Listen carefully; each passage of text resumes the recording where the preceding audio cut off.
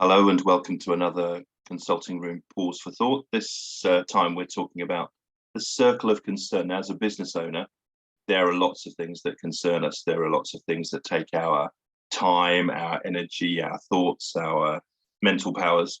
And it's important to recognize which of those we have control over, which of those we don't, which of those we influence, which of those we can't. And that's what the circle of concern is about. It's a tool just to help you think about that. Now, it comes from 7 Habits of Highly Effective People.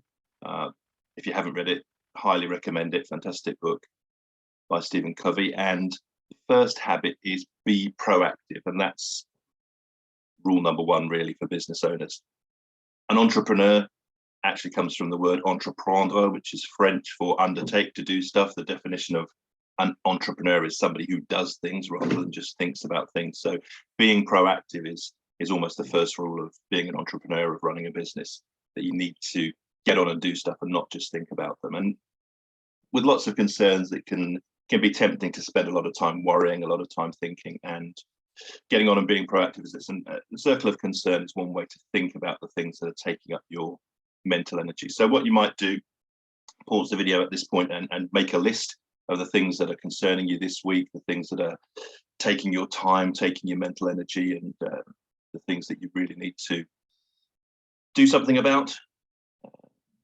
So if you have paused, well done. If you haven't, we'll carry on, and this is what you would do with that list.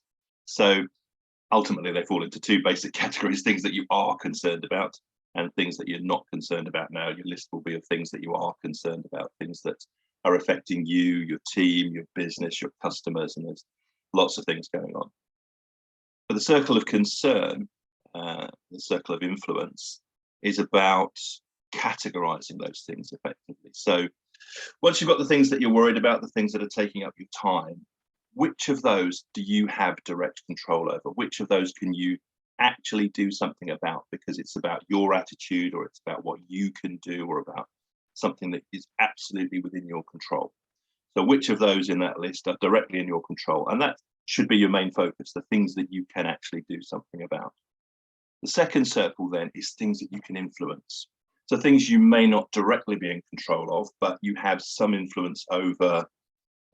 Maybe the person who does it. Maybe if they're inside the business, you can look at how you give them additional skills or additional responsibilities to improve the way they do something. If it's outside the business, can you create a different relationship with somebody, with a customer, an organization, a relationship partner, and influence the situation? You don't directly control it, but you can change it through your influence, through your actions, through the things that you do. And then there'll be a third category, which are actually things outside your control, things that you don't have any control over, that are government decisions or geopolitical situations, or things that are happening in the world that you just don't have any influence over, but you're still worried about. They still affect your business.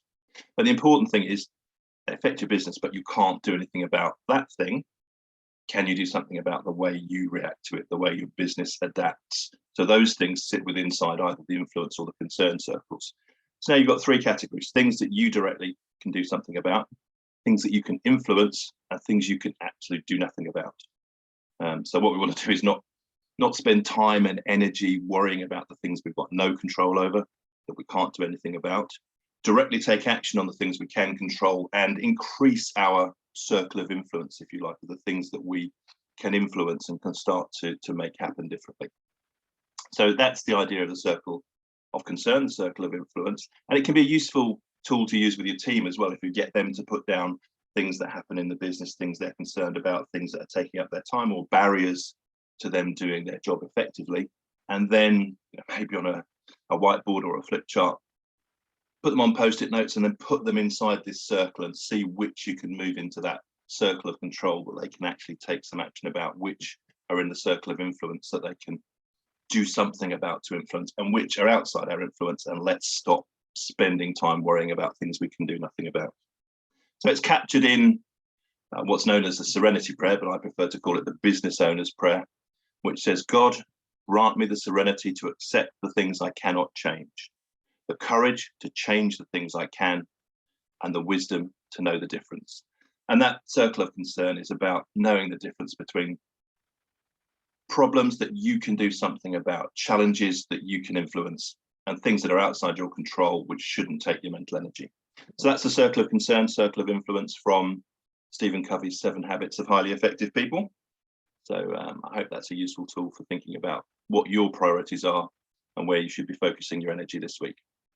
So I'm David from the consulting room, along with Michael. So you can always get in touch with us on there or visit our website. And we'll be back with another Pause for Thought. Have a good day.